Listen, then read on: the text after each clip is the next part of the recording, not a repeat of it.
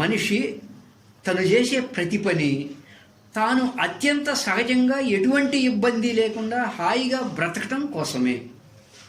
అందులో ఏమీ సందేహం లేదు,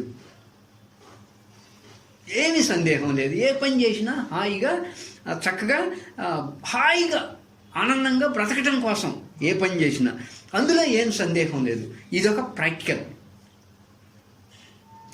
ఈ భూమి మీద ఎంతమంది ఉన్నారో అన్ని మనసులు ఉన్నాయి.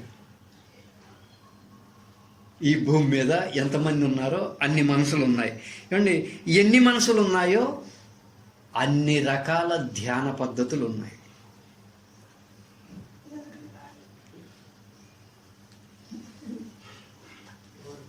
ఓకేనా సార్? ఈ భూమి మీద ఎంతమంది ఉన్నారో అన్ని మనసులు ఉన్నాయి. ఎన్ని మనసులు ఉన్నాయో అన్ని రకాల ధ్యాన పద్ధతులు ఉన్నాయి. ఎన్ని మనసులు ఉన్నాయో అన్ని మిస్టరీస్ ఉన్నాయి, అన్ని కథలు ఉన్నాయి. ఎన్ని మనసులు ఒక్కొక్కరు కదా, ఏమండి, ఎన్ని మనసులు ఉన్నాయో అన్ని మిస్టరీస్ ఉన్నాయి. ఎవరి మిస్టరీని వాళ్ళు సాల్వ్ చేసుకోవాలి.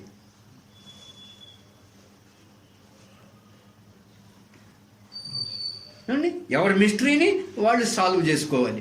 చూడండి, ఇక్కడ ఒక ధ్యాన పద్ధతి వస్తుంది. అతి తేలికైన పద్ధతి అనమాట. అతి తేలికైన ప్రాక్టికల్గా ఉండే పద్ధతి. అసలు ఎట్లా ఉందంటే సార్, మీరు ఏం చేస్తారంటే, మీరు ఓ busy road suppose Swaraj talkies, suppose Gandhi Chowk, ఓ బిజీ రోడ్ అంటే రోడ్ మీకు చాలా బాగా ఆ రోడ్డు మీద బాగా వెహికల్స్ వస్తా పోతా ఉంటాయి. మీరేం చేస్తారయ్యా అంటే, సపోజ్ ఒక గట్టు మీద కూర్చోండి. అంటే సపోజ్ రాము గారి షాప్ తెలుసా? రాము గారి షాప్ మీద కూర్చోండి, అక్కడికి వెళ్ళి కూర్చోండి. ఎవరికి చెప్పొద్దు రాము గారికి కూడా చేస్తున్నామని.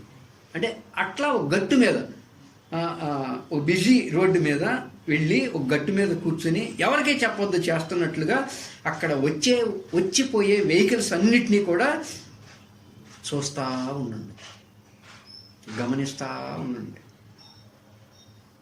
ఒకదాన్ని పోల్చొద్దు. ఏమండి, దేనివైపు కూడా శ్రద్ధ పెట్టద్దు. కూర్చున్నారు, వస్తూ ఉంటాయి పోతూ ఉంటాయి. దేని మీద శ్రద్ధ పెట్టద్దు, దేని మీద ఏకాగ్రత కూడా పెట్టద్దు. జస్ట్ ఇట్లా కూర్చోండి, వస్తూ ఉంటాయి పోతూ ఉంటాయి. ఏం సార్, ఇది చాలా ప్రాక్టికల్ అండి. శ్రద్ధ లేకుండా, ఏ చూపు లేకుండా, అంటే అన్నిటినీ సమదృష్టితో గమనిస్తూ ఉండండి. సమదృష్టితో గమనిస్తూ ఉండండి. వస్తున్నాయి పోతున్నాయి.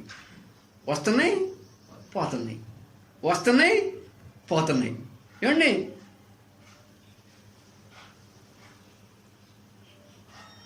వస్తున్నాయి పోతున్నాయి. వెహికల్స్ కాదు, ఆలోచనలు.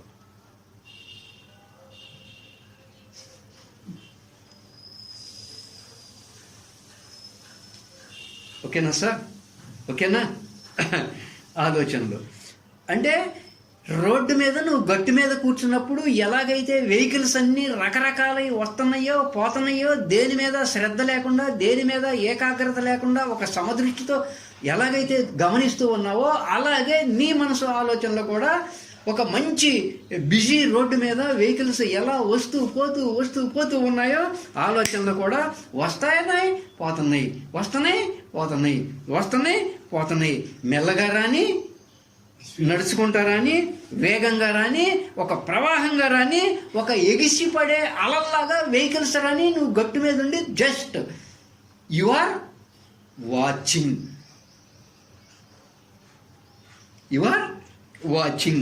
అలాగే విపరీతమైన శబ్దం చేసి కాసేపు ఉండని. ఏంటిరా శబ్దం చేస్తుందని ఎక్కడ ఇసుకోవద్దు.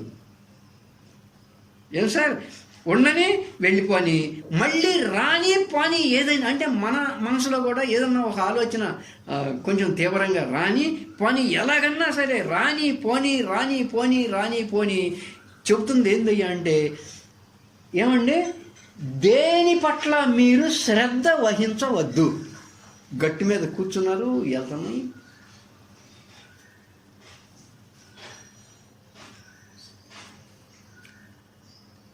బిట్టు వచ్చుద్దండి. దేని పట్ల ప్రత్యేక వైఖరి లేదు నాకు. ఒక్కసారి ఈ విషయాన్ని సంపూర్ణంగా అర్థం చేసుకోండి. అర్థం చేసుకున్నారా? కొంచెం కష్టంగా ఏమన్నా ఉందా ఇంటానికి అంటే? అర్థం చేసుకున్నారా ఈ విషయాన్ని? అంటే దేని పట్ల నాకు ప్రత్యేక వైఖరి లేదు. ఒకసారి ఈ విషయాన్ని మీరు అర్థం చేసుకోండి. బిజీ రోడ్డు మీద నేను గట్టు మీద కూర్చున్నా, వెహికల్స్ అనేకం అటు వస్తున్నాయి, ఇటు వస్తున్నాయి, ఏవి ఎలాగుండా శబ్దం చేసినా, మెల్లిగా వస్తున్నా, స్పీడ్గా వస్తున్నా, ఎట్లా చేసినా నాకు దేని మీద ప్రత్యేక శ్రద్ధ లేదు. నా పని ఏంటంటే గమనిస్తూ ఉన్నా. ఓకేనా సార్? సంపూర్ణంగా అర్థం చేసుకున్నాం. అర్థం చేసుకున్న తర్వాత అంటే ఆలోచనలు కూడా దేని మీద ప్రత్యేక శ్రద్ధ లేదు. చూడండి అసలు ఎట్లొచ్చుద్దో. ఏమండి, దేని మీద ప్రత్యేక శ్రద్ధ లేదు అంటే అర్థం చేసుకున్న తర్వాత ఇక ఆలోచనలతో తాదాత్మ్యత లేదు కదా. ఇది అర్థం చేసుకుంటే అయ్యా నువ్వు సమంగా వచ్చే వాటిని ఎంత పానీ అంటే ఇక దేని మీద నీకు శ్రద్ధ లేదు అంటే ఏ ఆలోచన మీద నీకు శ్రద్ధ లేదు. చెందద్దు, అది వేరే సంగతి. ఒకసారి ఈ ప్రయోగం చేద్దాం. కళ్ళు తెరవండి, ఏం పర్లేదు. చూడండి, రోడ్డు, ట్రాఫిక్ ఎస్, మనసు, ఆలోచనలు ఎస్. మీరు చెప్పేది ఎవరు చెప్పలేదు. మీరు చెప్పేది ఇప్పుడు మగవాళ్ళు అయితే కూర్చుంటారండి, అదే ఆడవాళ్ళు కూర్చుంటే ఏమనుకుంటారు? గట్టు మీద, రోడ్డు పక్కన గట్టు మీద ఆడవాళ్లే కూర్చున్నారు అనుకోండి, ఏమనుకుంటారు? గట్టు మీద కూర్చోటం అంటే అదేదో ఊరికే మీరు పని మీద వెళ్ళి కార్లకు అడ్డంగా, మోటార్ సైకిళ్ళకి అడ్డంగా కూర్చోమని కాదు. కూర్చోవడం కాదు, గట్టు మీద పక్కన. గట్టు మీద అంటే జస్ట్ షిరిడి సాయిబాబా గుడి ఉంటుంది, అక్కడ ఆ గేట్ ఉంటుంది, ఆ గేట్ దగ్గర నుంచి జస్ట్ అంటే ఇది నిజంగా అక్కడికి వెళ్ళి వెహికల్స్ చూడమని కాదు చెబుతుంది. నీ మనసుని అర్థం చేసుకో. ఏమండి, వస్తున్నాయి పోతున్నాయి. చూడగలరు కదా మీరు. ఆయన అన్నట్టు ఆడాళ్ళు చూడలేదు కదండి అనేది రాదు కదా. ఎవరైనా చూడొచ్చు జస్ట్ నుంచుని కాసేపు. అలా నా మనసులో కూడా ఆలోచనలు వస్తున్నాయి పోతున్నాయి.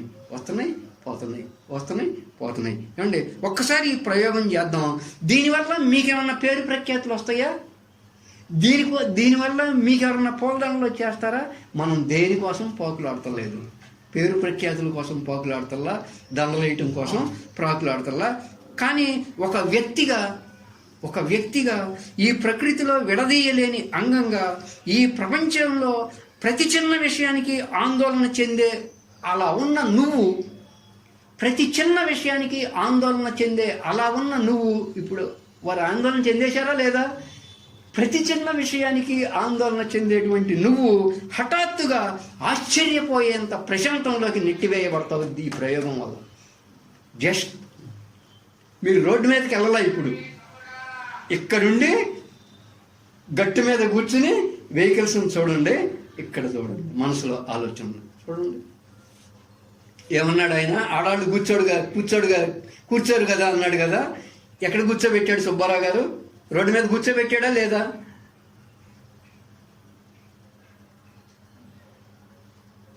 గట్టు మీద కూర్చోబెట్టాడా లేదా? మీరు ఆమె వెళ్ళారా? ఆమె వెళ్ళిందా? మరి ఆమె లేడీయేగా. ఆలోచనలు అన్నమాట అది. అంతేలేండి. మనకి ఏం తెలియకుండా టకటక మాట్లాడేయకూడదండి ప్లీజ్. జ్ఞానానికి తలుపులు మూసుకుపోతాయి అంతే. సుబ్బారావుకి ఏం నష్టం లేదు.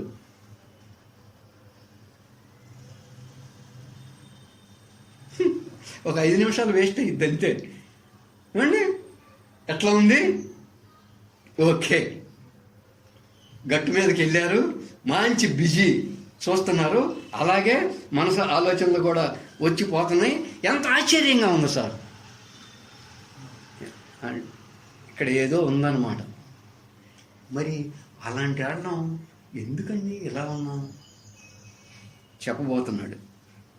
గట్టు మీద కూర్చుని వచ్చి వెళ్ళిపోయే వెహికల్స్, ఈ వెహికల్స్ అన్నీ ఒకేలా లేవు. ఒకసారి స్కూటర్ వస్తే, ఒకసారి మోటార్ సైకిల్ వస్తుంది, ఇంకోసారి కారు వస్తుంది, ఇంకోసారి జీప్ వస్తుంది. ఈ వెహికల్స్ అన్నీ ఒకేలా లేవు. అంటే ఆలోచనలన్నీ ఒకేలా లేవు. రకరకాల రంగులు, రకరకాల సైజులు. అవునా కదా సార్? ప్యూర్ ప్రాక్టికల్ అండి ఇది. ఇది చెప్పరు అసలు. అందుకే మిగతా వాళ్ళు ఉంటే ఇది చెప్పబడేది కాదు అండి. రకరకాల రంగులు, రకరకాల సైజులు, రకరకాల ధరలు, రకరకాల ఉద్దేశాలతో పరిగెత్తుతున్నాయి. ఒక ఆయన హాస్పిటల్కి వెళ్ళాలని పరిగెత్తున్నాడు, ఒక ఆయన షాప్కి వెళ్ళాలని పరిగెత్తున్నాడు, ఇంకొక ఆయన బ్లూ బండి మీద వెళ్తున్నాడు, ఇంకొక ఆయన బ్లాక్ బండి మీద వెళ్తున్నాడు. రకరకాల రంగుల్లో, రకరకాల సైజుల్లో, రకరకాల ధరలతో, రకరకాల ఉద్దేశాలతో పరిగెడుతున్నాయి. మీరు గట్టి మీదే ఉండి గమనిస్తూ ఉన్నారు. అలాగే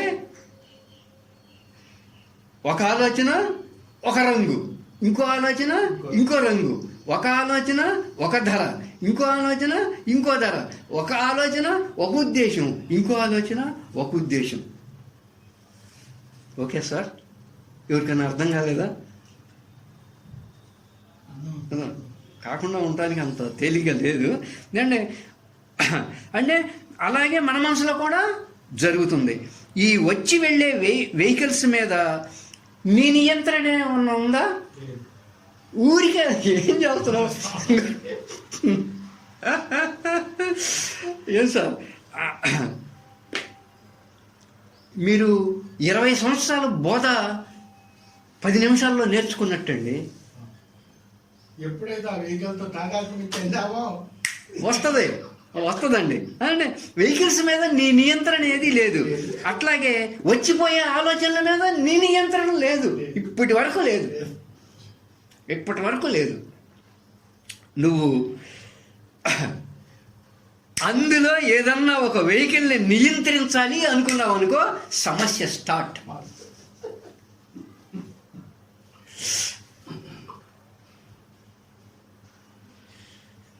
ఇది ప్రాక్టీస్ సమస్య స్టార్ట్ అనమాట. ఏం సార్? సమస్య స్టార్ట్. నువ్వు అందులో ఏదన్నా వెహికల్ని నియంత్రించాలి అనుకున్నావు అనుకో, సుబ్బారావు వెళ్తున్నాడు, అరే ఇతనితో మాట్లాడాలి అనుకున్నావా, సమస్య స్టార్ట్. అసలు అప్పుడు దాకా వాచింగ్, ఒక గమనికలో ఉండవాడి వల్ల ఏమంటే సమస్య స్టార్ట్ అవుతుంది. నానా నీకెంతో ఉపయోగపడింది ఇది నీ జీవితానికి. సమస్య స్టార్ట్ అవుతుంది.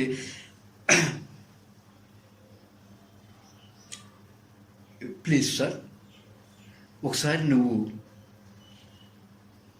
డెత్ బెడ్ మీద ఉన్నావు అనుకో, మరణశయ్య పైన ఉన్నావు అనుకో, ఏం నియంత్రిస్తావు? ఎవరిని నియంత్రిస్తావు? స్కోప్ లేదు. అయిపోయింది జీవితం. దేన్ని నియంత్రించాల్సిన అవసరం లేదు అనే ఒకనొక ఎరుకతో అలా కూర్చొని చూడు. నియంత్రిస్తే ఏమొస్తుంది? సమస్య స్టార్ట్ అవుతుంది. దేన్ని నియంత్రించాల్సిన అవసరం లేదు. డెత్ మీద ఉంటే నేను దేన్ని నియంత్రించడానికి అవకాశం లేదు అని దేన్ని నియంత్రించకుండా గమనిస్తూ ఉండండి. ఇక్కడ కూడా దేన్ని నియంత్రించమాకండి. లక్ష్మి గారికి సంబంధించిన ఆలోచన వచ్చింది, నియంత్రించద్దు. ఆయన ఎవరో తిట్టాడు మొన్న. నో, ఏమండి, అలా కూర్చొని చూడండి. వెహికల్స్ వస్తున్నాయి పోతున్నాయి, వస్తున్నాయి పోతున్నాయి, వస్తున్నాయి పోతున్నాయి. ఆలోచనలు వస్తున్నాయి పోతున్నాయి, వస్తున్నాయి పోతున్నాయి. ఇప్పుడు నిజమైన మ్యాజిక్ ఎప్పుడు జరిగిద్దంటే, నిజమైన మిరాకిల్, చమత్కారం ఎప్పుడు జరిగిద్ది అంటే, ఆ వచ్చిపోయే వెహికల్స్లో ఎవరో నీకు నచ్చని వ్యక్తి వెళ్ళాడు.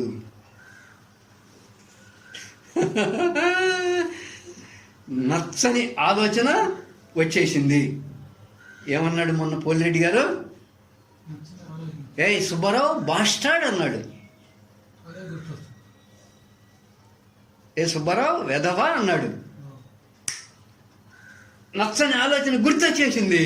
అంటే ఎవరో నీకు నచ్చని వ్యక్తి బైక్ మీద వెళ్తున్నాడు, మీరు మీ గట్టు మీద ఉండి చూస్తానే ఉన్నారు. సుబ్బారావు అంటే మీ గిట్టదు, వెళ్తున్నాడు. ఎస్, పడిపోయింది దృష్టి. అప్పుడు దాకా సమాన దృష్టితో చూసే వాళ్ళల్లా ఏమైపోయింది?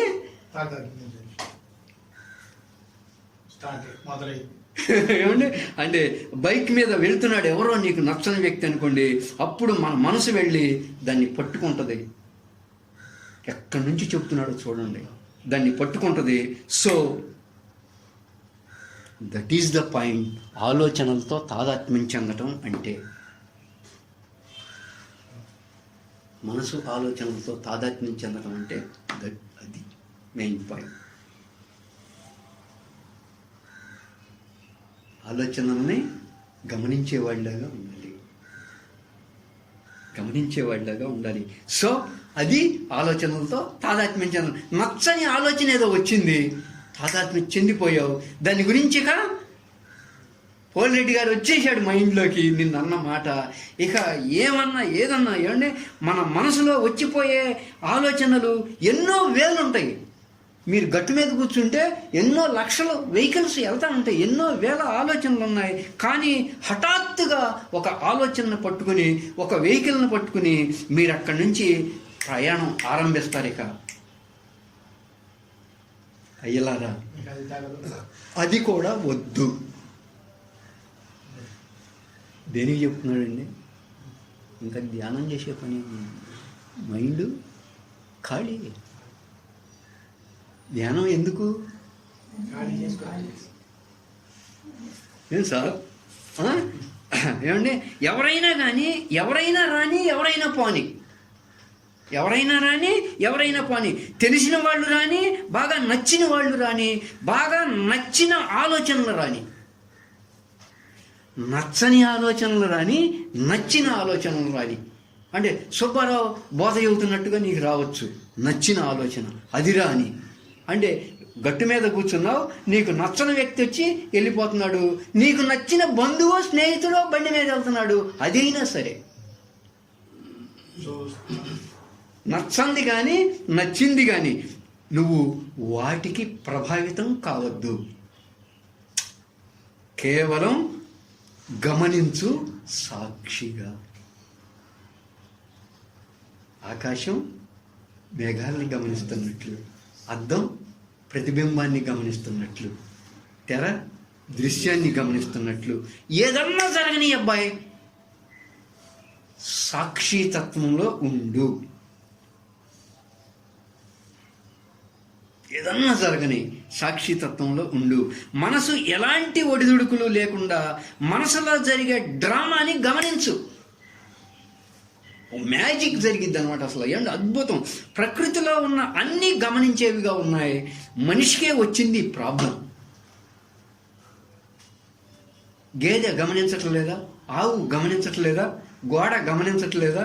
పక్షి గమనించట్లేదా? ఏమండి, మనిషికే వచ్చింది ప్రాబ్లం గమనించడం. ఏమండి, మనిషిని చూడంగానే వీడు నచ్చాడను వీడు నచ్చలేదను వచ్చేసింది. ఏమండి, ప్రకృతిలో అన్నీ ఒక ప్రశాంత స్థితిలో, పాలపిట్ట చూడండి ఎట్లా ఉండదు. ఏమండి, అన్నీ ఒక ప్రశాంత స్థితిలో, ఒక ఆనంద స్థితిలో, ఎవరితో ఎవ్వరూ పోల్చుకోకుండా, ఒక గేదె ఇంకో గేదెని పోల్చుకోదు, ఒక కాకి ఇంకో కాకిని పోల్చుకోదు, ఏమండి, ఒక చిలక ఇంకో చిలకను పోల్చుకోని స్థితి, ఏ అభిప్రాయాలు క్రియేట్ చేసుకొని స్థితి. మీకు తెలుసు కదండి, మీ ఇంట్లోనే 2 బర్రెలు ఉంటే ఒక బర్రె ఇంకో దాంతో పోల్చుకుంటుందా? అది జనప కట్టెలు తింటే ఇది పచ్చిగడ్డి తింటుంది. మనకే వచ్చిందండి తిప్పలో. అలాంటి స్థితి, అలా ప్రశాంతంగా ఆనందంగా ఉండే స్థితి వాటికన్నిటికీ ఉంది, కానీ మనిషికి లేదు. మనిషి యొక్క మనసుకి లేదు. ఎన్ని మనసులు ఉన్నాయి? ఎంతమంది ఉండాలో అన్ని మనసులు ఉన్నాయి. ఎన్ని ధ్యాన పద్ధతులు ఉన్నాయి? నువ్వు కూడా ఒకటి పెట్టేయచ్చు, ఆమె కూడా ఒకటి పెట్టేయచ్చు, ఆమె 10 కూడా పెట్టేయచ్చు. ఆమె కొంచెం చదువుకుంది కాబట్టి. అలాంటి స్థితి మనిషికి లేదు. చిన్నప్పటి నుంచి అందరూ ఏవేవో రాసేశారు, ట్యాబ్లా రస. ఏమండి లేదు, ఇప్పుడు నువ్వు చేయాల్సింది ఆ రాయబడ్డ వాటిని కూడా సాక్షిగా గమనించటం. నీ మనసులో ఏవేవో రాసి ఉన్నాయి కదా, వాటిని కూడా సాక్షిగా గమనించటం. మొట్టమొదటిసారి తెలుస్తుంది, బా వాటితో నాకు నిజంగా సంబంధం ఏమీ లేదు కదా. నచ్చినోడు వెళ్ళొచ్చు, నచ్చనోడు వెళ్ళొచ్చు, ఎన్నో వెళ్తూ ఉంటాయి సార్. వాటితో నీకేం సంబంధం లేదు. నీ పని ఏంటి? గమనించు. ఏమంటే ఈ వచ్చి వెళ్ళిపోయేవే వాటితో నాకేమీ సంబంధం లేదని నిజంగా ఇప్పుడు తెలుస్తుంది మనకి. నిజమే, ఇవన్నీ వచ్చి వెళ్ళిపోయేవి. నిత్యవర్తమానం అంటే చూసారా, ప్రాక్టికల్ చెప్పపోతే అది అర్థం కాదు. ఓకేనా? ఏమండి వాటితో నాకేమీ సంబంధం లేదు. ఏమైనా సంబంధం ఉందా సార్? లేదు. ఏమండి అన్నీ ప్రశాంతంగా ఆనందంగా ఉంటున్నాయి, మనం ఉండలేకపోతున్నాం. ఎందుకంటే ఏదో వచ్చి పడింది. అక్కడ వెళుతున్న వెహికల్స్లో ఒక వెహికల్, మళ్ళీ అక్కడ వెహికల్స్ వెళ్తున్నాయి, ఎన్నో వెహికల్స్ వెళ్తున్నాయి వస్తున్నాయి. ఆ వెహికల్స్లో నీదేదో దొంగిలించబడింది. నీదేదో దొంగిలించబడింది. దొంగిలించుకుపోతున్నాడు. అప్పుడు నీకు ఐడెంటిఫికేషన్ వస్తుంది. వెళ్తున్నాయి పోతున్నాయి, వెళ్తున్నాయి పోతున్నాయి. మీ కొట్టు దగ్గర ఉన్న మీరు గట్టి మీద కూర్చున్నప్పుడు ఎవరో మీ వెహికల్ని దొంగిలించకపోతుంటే అప్పుడు నీ దానికి గుర్తింపు వచ్చుద్ది. ఊరే ఇది నాది కదా. ఐడెంటిఫికేషన్ అంటే గుర్తింపేగా. ఐడెంటిఫికేషన్ వచ్చింది. ఈ ఐడెంటిఫికేషన్ వచ్చిందంటే దేనివల్ల వచ్చింది? నాది. ఎప్పుడు ఐడెంటిఫికేషన్ వచ్చింది? నీది నీ వస్తువు ఏదో దొంగిలించుకు తీసుకెళ్తున్నప్పుడు నాది అనే భావన వచ్చింది. ఆ ఐడెంటిఫికేషన్ వచ్చింది. ఈ నాది అనే భావన నీ మనసుని ప్రభావితం చేస్తుంది.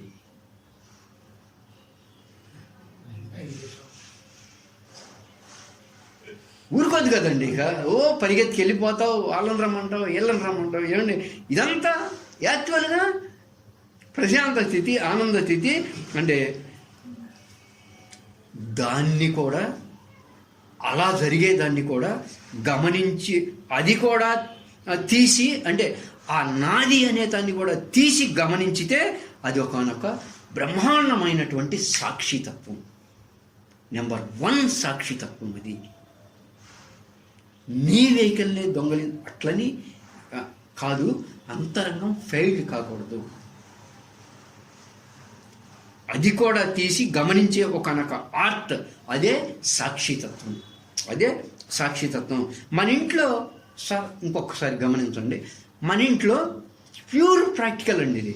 మన ఇంట్లో కొంతకాలం నుంచి ఉన్న దాని మీద ఏ గుర్తింపు లేదు. ఏంటంటే మన ఇంట్లో ఒక 2 సంవత్సరాల కిందట ఒక 6 రూపాయలు పెట్టి ఒక న్యూస్ పేపర్ కొన్నావు. ఒక 2 సంవత్సరాల కిందట ఒక 6 రూపాయలు పెట్టి ఒక న్యూస్ పేపర్ కొన్నావు. లేదా ఒక 2-3 సంవత్సరాల కిందట ఎవరో నీకు ఒక క్యాలెండర్ ఇచ్చారు. అంటే ఒక న్యూస్ పేపర్ క్యాలెండర్ కొన్నావు. నువ్వే 6 రూపాయలు పెట్టి కొన్నావు. ఏమంటే కానీ దాని మీద నీకే గుర్తింపు లేదు. కొన్నావు, చూసావు, అయిపోయింది. న్యూస్ పేపర్ ఆ రోజు చూసావు, అయిపోయింది. దాని మీద ఏ గుర్తింపు లేదు. ఎందువల్ల ఏమన్నా చెప్పగలరా? దానికి అది చీప్ అన్నమాట. అది చీప్, ఒక న్యూస్ పేపర్. అందుకని దాని మీద నీకు ఏ గుర్తింపు లేదు, ఏ ఐడెంటిఫికేషన్ లేదు, దానికి ఏ విలువ లేదు. బికాజ్ అది చాలా తక్కువ ఖరీదు కాబట్టి. ఒకవేళ దాని మీద ఎవడన్నా కూర్చున్నా, దాన్ని ఎవడన్నా చించినా, దాన్ని వేరే ఎవడన్నా బజ్జీలకు కట్టినా నీకు ఏమీ ఇబ్బంది లేదు. ఏమంటే ఏ బాధ లేదు, ఏం లేదు. కానీ అదే న్యూస్ పేపర్ లాంటి ఇంకో పేపర్, ఏమంటే అదే నీ సర్టిఫికెట్.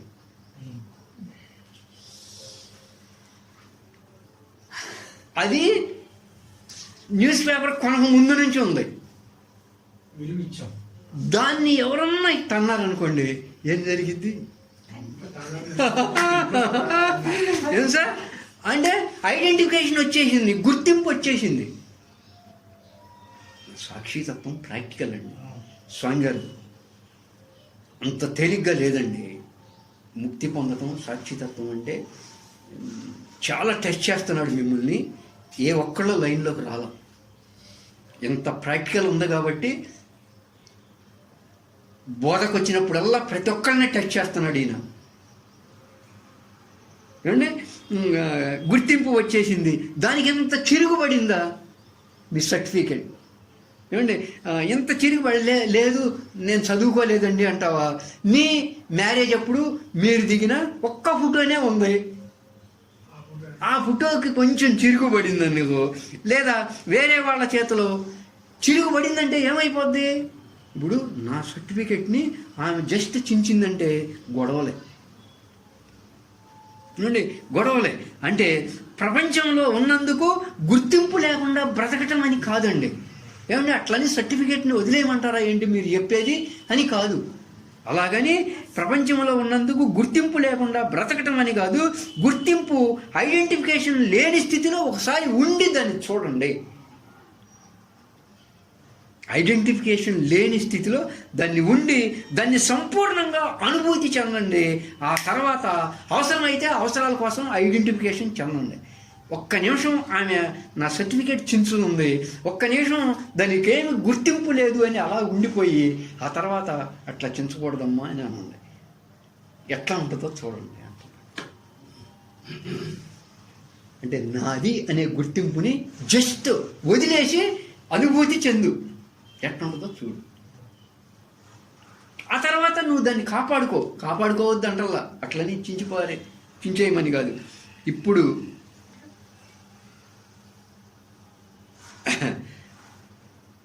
నేను మాట్లాడుతున్నా అంటే ఇప్పుడు సుబ్బారావు మాట్లాడుతున్నాడు. ఈ పుస్తకం ఈంది అంటే నాది. ప్రస్తుతం ఇప్పుడు ఇక్కడ చెప్పాలంటే ఈ బల్ల నాది, ఈ పుస్తకం నాది, ఈ బల్ల నాది. కానీ ఈ నాది అనే భావనలో చిన్న పరివర్తన ఉంది.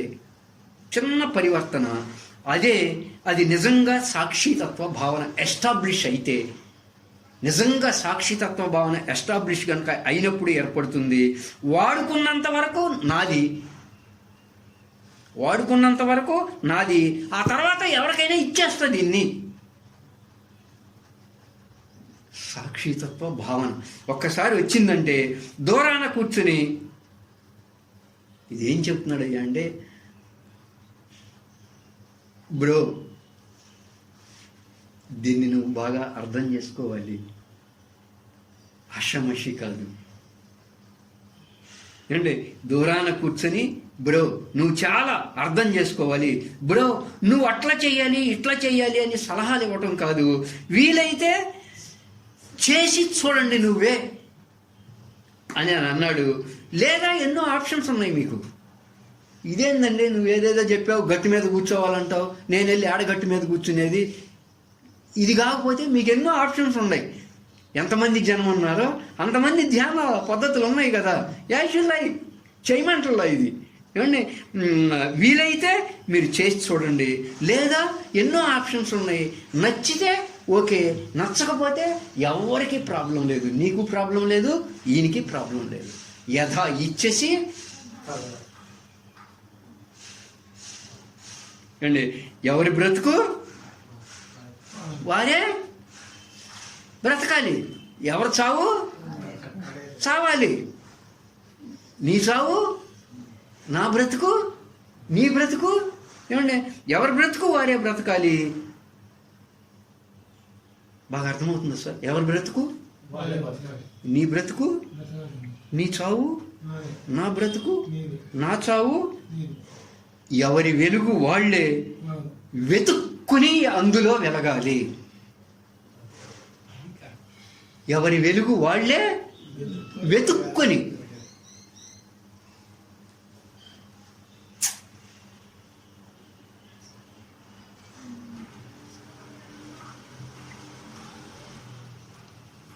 ఎవరి వెలుగు వాళ్ళే వెతుక్కొని అందులో వెలగాలి.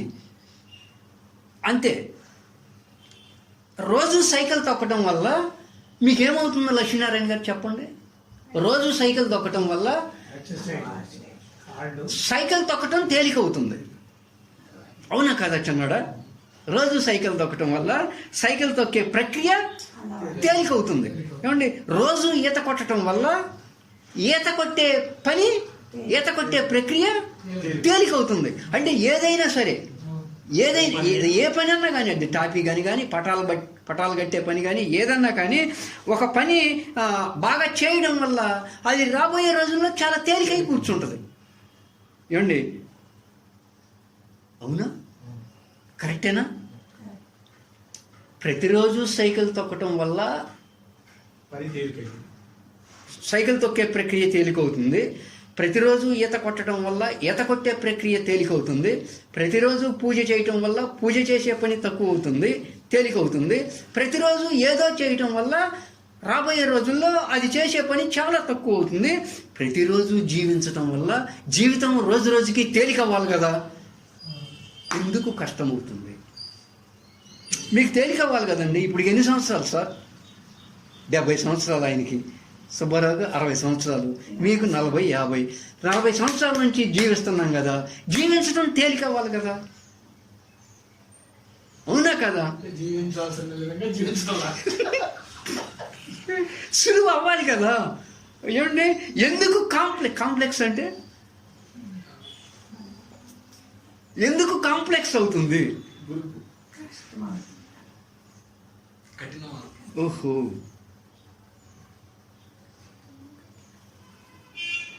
అవునా కదమ్మా? అవును కదా. మనం నడవటం మెల్లిమెల్లిగా నేర్చుకున్నాం, నడిచే ప్రక్రియ చాలా తేలికైంది. జీవితం 70 సంవత్సరాల నుంచి జీవిస్తున్నాం కదా, జీవించటం కూడా తేలిక అవ్వాలి కదా లక్ష్మీనారాయణ గారు, ఎందుకని కఠినం అవుతుంది? ఏం సార్? ఏమండి, అంటే అకారణంగా మనం 15వ శ్లోకం చెప్పుకోబోవాలండి. కానీ అంత ఇక్కడ అసలు సుబ్బారావు గారు మీకు కనపడలా, ఇది రాసేటప్పుడు ఏడ్చాడండి. ఎవరి వెలుగు వాళ్ళే వెతుక్కొని అందులో వెలగాలి.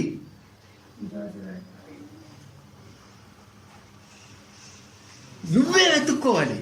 ఏం సార్? అకారణంగా మన ఇంట్లో ఎవడో, అంటే మన ఇల్లు మనసు అనుకుంటే అకారణంగా ఎవరెవరో ప్రోగు చేసిన చెత్తను తీసుకొచ్చి మన ఇంట్లో డంపు చేసుకుంటే చివరికి మనకెక్కడ ఉందో స్థలం? ఏం పోలిరెడ్డి గారు, ఇప్పుడు మీ ఇల్లు మనసు అనుకోండి, మీ ఇంట్లో భాస్కర్ మూర్తి గారు ఇంకొకరు మీ వాళ్ళంతా తీసుకొచ్చి ఫ్రిడ్జ్లు అవన్నీ పెట్టేశారు అనుకోండి, మీరు కూర్చుంటానికి ఖాళీ ఏడుంది? అంటే మన మనసులో కూడా ఆలోచనలు. ఏమండి, ఎక్కడుంది స్థలం? అబ్బా, ఏమండి, నావి ఏవి, నాకు ఉపయోగపడేవి ఏవి అని తెలుసుకుని మిగతావన్నీ నిర్దాక్షిణ్యంగా బయటికి తోసేయాలి. అది ఎంత గొప్పది కానీ, ఎట్లా వస్తున్నాడంటే ఎడిటింగ్ చూడండి, ఒక్క పాయింట్ ఎట్లా వస్తున్నాడంటే అప్పుడు మనసు వద్దన్నా క్లీన్గా ఉంటుంది, ప్రశాంతంగా ఉంటుంది. ఎంత గొప్పదైనా నిర్దాక్షిణ్యంగా తీసేయండి. ఏమండి, మనసు వద్దన్న క్లీన్గా ఉంటుంది. శరీరం దాని పని అది చేస్తుంది. ఏమండి, ఏదైనా కానీ మీ దేహానికి ఉపయోగపడేదే మీ దేహంలో ఉంచుకుంటుంది. కానీ మీ దేహానికి ఉపయోగపడంది మీరు లోనికి పంపించండి, ఏం చేస్తుందో దేహం? మీకు అసలు ఏదో ఒక పదార్థం అంటే ఇష్టం ఉండదు, దాన్ని బలంతాన సుబ్బారావు గారి ద్వారా నోట్లోకి ఎక్కించుకున్నారంటే వెంటనే కక్కేస్తుంది. బాడీ చూడండి అసలు ఎట్లుందో. బాడీలో ఏమండి బాడీకి ఉపయోగపడితేనే అది ఉంచుకుంటుంది. ఉపయోగపడని దాన్ని ఏదైనా కానీ అది బయటికి అవతల ఇసిరి పాడేస్తుంది. ఏమండి, బయటికి తోసేస్తుంది. అందుకే బ్లడ్ శాంపిల్ ఒకళ్ళది ఇంకొకళ్ళకి సెట్ కాదు. ఇంకొక బ్లడ్ శాంపిల్ని, శరీరం బ్లడ్ శాంపిల్ని కూడా తీసుకోదు. రక్తమే కదా, ఎర్రంగానే ఉంటుంది కదా. ఆయన బ్లడ్ శాంపిల్, నా బ్లడ్ శాంపిల్ తీసుకోదు అండి. అంటే బయటికి తోసేస్తుంది బాడీ. దేన్నైనా నాకు ఉపయోగపడింది అంటే బాడీ, మీ దేహం తోసి బయటికి పోసి వచ్చింది. అటువంటి స్థితి మనసుకుంటే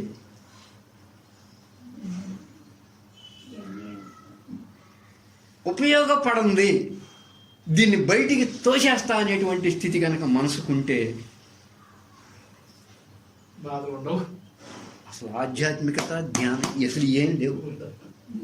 దీంతో పనేముంది సార్? దీంతో పనేముంది? ఇది పని లేదు, దేంతోనూ పని లేదు. అద్భుతంగా ఉండేది, అద్భుతంగా ఉండేది ఏమండి. కానీ ఎందుకో ఇది ఎగ్జిస్టెన్స్లో ఉంది. అంటే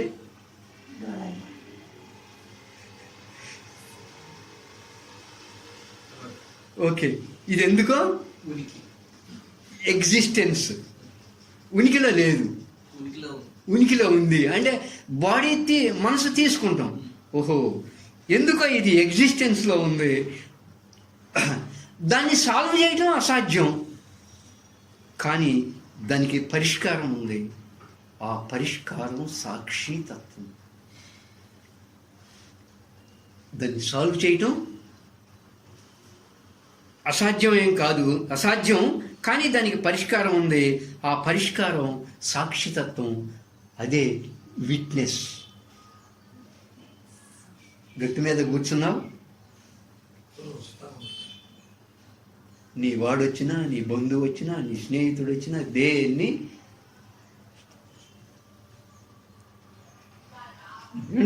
దేహంలాగా మనసు ఉంచుకో. నీ దేహమే ఉపయోగపడింది వస్తే బయటికి నెట్టి అవతల పారేస్తుంది ఏమండి.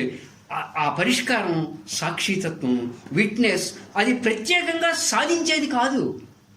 పుట్టిన ప్రతి పిల్లవాడు సాక్షిభావంలో ఉన్నాడు ఏమండి. ఆ పుట్టిన ప్రతి పిల్లవాడు వచ్చేపోయే అన్నిటినీ ఒక అద్భుతంగా, ఒక వండర్తో అట్లా చూస్తూ ఉంటాడు.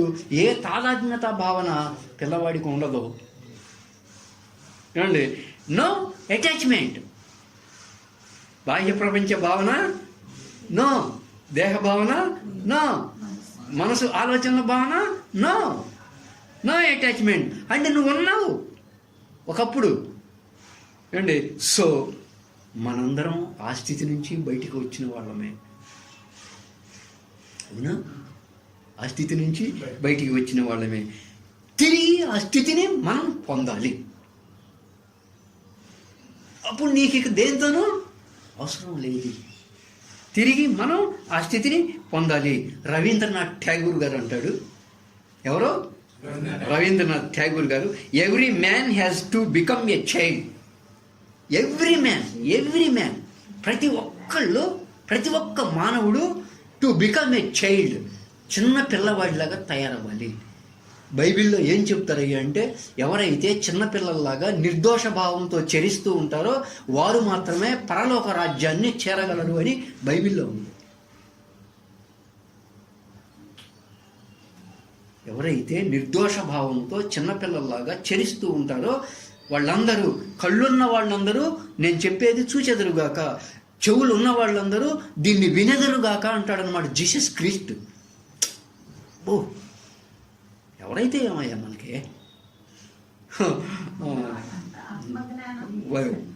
టాపు ఎలా ఉన్నాడు ఆయన? ఏం చేశారు ఆయన్ని? సిలువకి కట్టేసి కొడతంటే సాక్షితత్వ భావంలో ఉన్నాడండి ఆయన. ఎలా ఉన్నాడు? సాక్షితత్వ భావంలో ఉన్నాడు. ఎక్కడ మైండ్ చెక్కు చెదరలా. ఇట్లా ఉండాలిరా అన్నాడు ఆయన. ఏ మహనీయుడైతే ఏమండి, మనం నేర్చుకోవాలి. మంచి పాయింట్ ఉందా నండి. Every man has to become a child అని రవీంద్రనాథ్ ఠాగూర్ ప్రోగు చేసుకున్న సమాచారాన్ని వదిలించుకుని మళ్ళీ ఏమీ లేని మనసుగా మారచ్చా? మారటానికి అవకాశం లేదా? మారవచ్చు. దానికి ఏమీ కష్టం అవసరం లేదు. వ్యవహారంలో ఒక ఇంట్లో ఉన్న వస్తువులు బయట పడేయాలి అంటే కష్టం, కానీ రెండు ఎంత చెప్పుకొస్తున్నాడో చూడండి. వ్యవహారంలో లోపల ఇంట్లో ఉన్న వస్తువుల్ని ఈ మంచాన్ని తీసి బయటపడేయాలంటే కష్టం, కానీ ఆ కుర్చీని తీసి బయటపడేయాలంటే కష్టం, కానీ మనసులో సమాచారాన్ని చెరిపివేసే ప్రయత్నం ఏమండి ప్రక్రియ ఏంటి ఒక్కసారి స్పష్టంగా గమనించటంతో అంటే ఆ మనసులో ఉన్నటువంటి సమాచారాన్ని చెరిపివేసే ప్రక్రియ సాక్షితత్వంతో తప్ప ఇంకా దేనికి లేదు.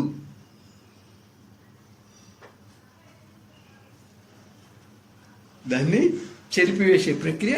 సార్ అర్థమవుతుందా? అంటే ఇప్పుడు మనం రాబోయేదాన్ని సాక్షితత్వంతో చూస్తాం కాబట్టి లోపలికి రాదు. ఇంతకుముందు ఉన్నాయి కదా, ఇంతకు ముందు ఉండదు, వస్తున్నాయి పోతున్నాయి. అంటే గతం జరిగి ఇంకెళ్ళమాక గతం. ఇప్పుడు దుఃఖం వచ్చింది అంటే మీ మ్యారేజ్ వచ్చింది, మీ మ్యారేజ్ చేసుకున్న రోజు వర్తమానం అట్లాగే ఉందా? వెళ్ళిపోయిన దాని గురించి ఎందుకు నువ్వు అంటే భవిష్యత్తు నుంచి వర్తమానంలోకి వచ్చి వర్తమానంలోంచి గతంలోకి వెళ్ళిపోయిన దాని గురించి నువ్వు ఎందుకు ఆలోచిస్తావు? పిల్లోడు ఆలోచించలేదుగా, పిల్లోడు అట్లా లేడు కదా, ఆలోచన లేదుగా. నువ్వున్నావు. అందుకని మన మనసులో ఉన్నటువంటి సమాచారం ఒక ఇంట్లో ఉన్న వస్తువుల్ని బయట పారేయగలం, కానీ మనసులో ఉన్న సమాచారాన్ని బయట పారేయటం అంత సులువైన పని కాదు, పారేయలేము. దానికి ఉంది ఒకే ఒకటి సాక్షితత్వం. గమనించేవాళ్ళ మంచిదే పుట్టుకున్నామా అక్షరావక్కర గీత ఏమండి? ఒక్కసారి స్పష్టంగా సాక్షితత్వంతో ఉన్నామంటే నీ జీవితం నుంచి అవన్నీ వెళ్ళిపోతాయి. ఇంతకుముందు ఏమున్నాయో మొత్తం వెళ్ళిపోతాయి. ఒక చిన్న ఉదాహరణ, ఎవడో మిమ్మల్ని అనరాని మాట అన్నాడు ఏమండి, ఒకవేళ ఆ మాట కూడా సుబ్బారావు గారే అంటున్నాడు, ఏయ్ అబ్బాయి బాస్టర్డ్. ఎంత తీవ్రమైన మాట ఇది. ఏ అబ్బాయి బాస్టర్డ్ అన్నాడు, లేకపోతే దొంగవాడ అన్నాడు, లేకపోతే దొంగముండ అన్నాడు. అంటే తెలియాలంటే ఇంత వరుడు వాడాలన్నమాట.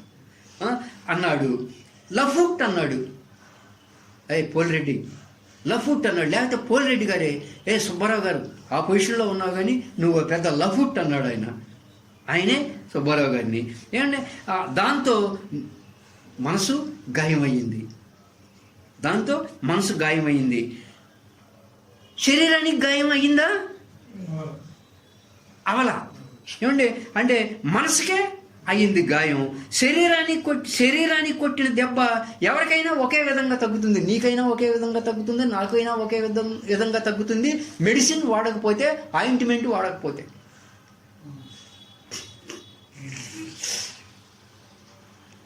అవునా కదా? ఏమండి కానీ మనసులో అయిన గాయం తగ్గదు. ఎందువల్ల అంటే నువ్వు మోస్తున్నావు. పోలిరెడ్డి నన్ను లపుట్ అన్నాడు అని మోస్తున్నావు దాన్ని.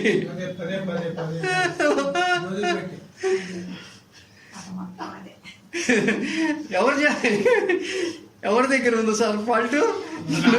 ఎంత బాగా రెడ్డింగ్గా పెట్టాడు అనమాట. నువ్వు మోస్తున్నావు దాన్ని. ఏమండి యాక్చువల్గా నువ్వు గమనించేవాడి, నీ వాస్తవ స్వరూపం వేరు. వాళ్ళు అబుట్ అన్నంత మాత్రం నువ్వు అవ్వలేదు కదండి. నువ్వు దాన్ని మోస్తున్నావు, నువ్వే దాన్ని అలా పట్టుకున్నావు. నువ్వే దాన్ని పట్టుకున్నావు. నీకు ఇష్టం దాన్ని పట్టుకుంటాం. నన్ను అందరి ముందు అన్నాడు. ఆఖరికి లక్ష్మి గారి ముందు కూడా. ఆమె లేకుండా మేమున్నా పర్లేదు, అందరి ముందు అనేసాడు నన్ను లపుట్టని. దాన్ని వెళ్ళనియ్యవు, నీకు భలే ఇష్టం. ఏమండి ఓకే అన్నాడు అనుకో, నీ మనసులో బాగా గాయమైంది, అదంటే భలే ఇష్టం, దాన్ని అసలు తీసేయలేవు. ఓకే అన్నాడు అనుకో, నీ మనసులో నుంచి ఎప్పుడు పోయిద్ది?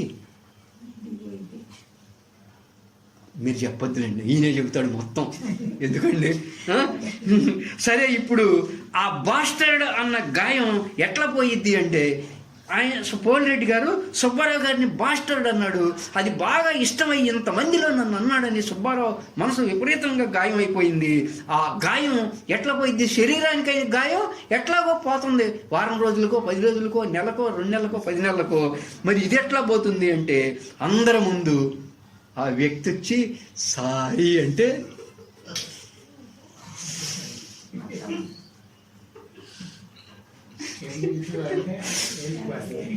అవుట్. ఎన్నాళ్ళ నుంచి మోస్తున్నాము ఈ భారం. ఏమండి, ఆ వ్యక్తి వచ్చి సారీ చెప్తే అప్పుడు క్షమించి వదిలేశావు. నువ్వే మోస్తున్న ఆ ఆలోచనని నువ్వే వదిలించేసావు. నువ్వే మోస్తున్నావు. స్వామి గారికి అర్థం కావట్లేదేమో అని డౌటు. నువ్వే మోస్తున్న ఆ ఆలోచనని నువ్వే తొలగించేస్తున్నావు. చూడండి సార్ పాయింట్ ఎంత ఎంత ప్రాక్టికల్ అంటే ఒక ఆధ్యాత్మికం కాదండి, సాక్షితత్వం మన జీవితాన్నే అసలు ఎట్లా చేసేసిద్ది అనుకుంటున్నారు, వ్యవహార జీవితాన్ని కూడా. అండి చూడండి పాయింట్. నన్ను ఎవడన్నా తిట్టండి చూద్దాం. ఇప్పుడు అంటే సుబ్బారావు గారు అంటున్నాడు, నన్ను ఎవడన్నా తిట్టండి. ఎంత నవ్వుకుంటాడంటే ఇప్పుడు నిజంగా పోలిరెడ్డి గారు మీకు ధైర్యం ఉంటే, సుబ్బారావు నువ్వు బాస్టార్డ్ అందు, నువ్వు ఎదవా అన్న అసలు అన్నారు అనుకో. మీరు అనలేదు కాబట్టి అనుకుంటున్నాడు అనమాట. ఓ పోలిరెడ్డి గారు నన్ను బాస్టార్డ్ ఎదవా సుబ్బారావు అన్నాడు. అసలు ఎట్ట నవ్వు వచ్చేసిద్దండి, తిట్టే కొద్దీ నవ్వు వచ్చిద్దండి, తిట్టే కొద్దీ నవ్వు వచ్చింది. శ్రీకాళహస్తి విద్యాప్రకాశానందగిరి స్వామి వారు ఏమన్నాడయ్య అంటే ఒక మాట, ఎవరైనా నిన్ను తిడుతున్నారు అంటే నీ యొక్క మురికి అనేటువంటి ఆ వస్త్రాలని సబ్బు లేకుండా శుభ్రం చేస్తున్నారు అనుకో. ఏనాడు 30 years 40 years బ్యాక్ చదివిన పాయింట్ అన్నమాట సుబ్బారావు గారిది. నిన్ను ఎవరన్నా తిడుతున్నారు, నిన్ను ఒక వెధవా అన్నాడంటే మళ్ళీ నువ్వు తిరిగి అనవాక. నువ్వు తిరిగి అన్నావా నీ వస్త్రం యొక్క మురికి అలాగే ఉంటుంది. నువ్వు ఏమీ అనకుండా మామూలుగా వదిలేసావా నీ మురికి వస్త్రాన్ని తెల్ల వస్త్రం చేసినట్లే. మహానుభావుడు. ఏమండి, నన్ను ఎవడన్నా తిట్టండి చూద్దాం, నేను అసలు మోయను. అబ్బాయి ఎవరన్నా కానీ నువ్వు ఇట్లా రాయ్యా, తీర్చిదిద్దుకో నీ జీవితాన్ని. ఓకేనా సార్?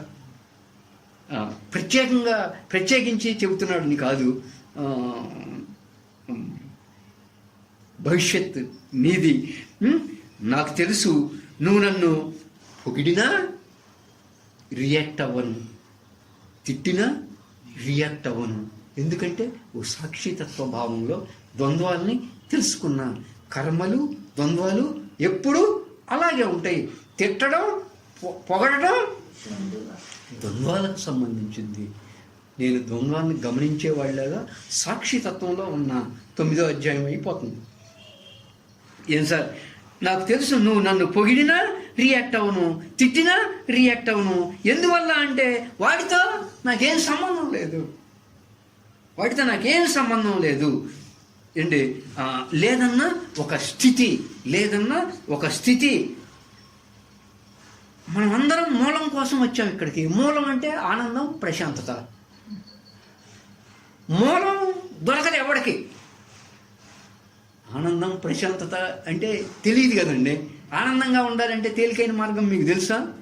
తెలియదు. వీళ్ళిద్దరికీ తెలుసు, ఎందుకంటే కొంచెం ముందుకెళ్ళారు. ఆనందంగా ఉండాలంటే తేలికైన మార్గం ఏంటి? పంచటమే. అంటే మీ దగ్గరికి ఎవరన్నా వచ్చినప్పుడు ఆనందంగా ఉండాలంటే మీలో ఆనందం ఉండట్టు లెక్క. మీరు నలుగురు దగ్గరికి వెళ్ళినప్పుడు వాళ్ళు నలుగురు ఆనందంగా ఉండాలంటే మీ చెట్టుకు మామిడికాయలు విపరీతంగా కాసినాయి అని అర్థం. మీ చెరువు నిండా ఆనందం అనే నీళ్లు ఉన్నాయి అని అర్థం. నీళ్లు ఉంటేనే కదా నలుగురు తీసుకెళ్ళేది.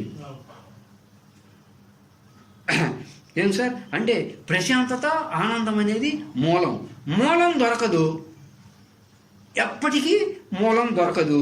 మూలం వైపు వెళ్ళటానికి మాధ్యమం కోసం వెతుకుతున్నాడు. ధ్యాన పద్ధతి మంచిదా, ఆధ్యాత్మిక పద్ధతి మంచిదా, వాళ్ళ దగ్గరికి వెళ్తే మంచిదా, వీళ్ళ దగ్గరికి వెళ్తే మంచిదా అని. ఏమండి, అది ఎక్కడ ఉంది? ఇక్కడికిక్కడే ఉంది. ఎక్కడికెక్కడే ఇప్పుడే ఉంది అది. ఏమండి, ఎక్కడా లేదు. గట్టు మీద కూర్చోండి అంటే గట్టు మీద కూర్చోండి అంటే ఒక దగ్గరికి వెళ్ళి మోటార్ సైకిళ్ళకి స్కూటర్లకి అడ్డం ఉండమని కాదు, జస్ట్ అంటే ఓ ప్రాక్టికల్ కోసం చెప్పాడు అనమాట.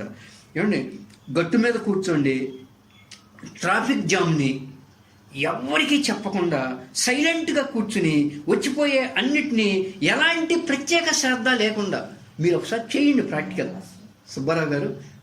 అండి, లేదా అన్నిటినీ సమశ్రద్ధతో ఎలాంటి ప్రత్యేకమైన ఏకాగ్రత లేకుండా మనసులో ఎలాంటి అలజడి లేకుండా అక్కడి నుంచి హఠాత్తుగా ఏవో వెహికల్స్ గుర్తున్న వారిది వెళ్ళింది, నాకు ఇలాంటిదే ఉందిలే కథం. మీరు వెహికల్స్ చూస్తున్నారు, మీ బండి లాంటి బండి ఏదో ఒక బండి ప్రత్యేక గుర్తింపు వచ్చింది అనుకోండి, నాకు ఇలాంటిది ఉందలే కథం అండి.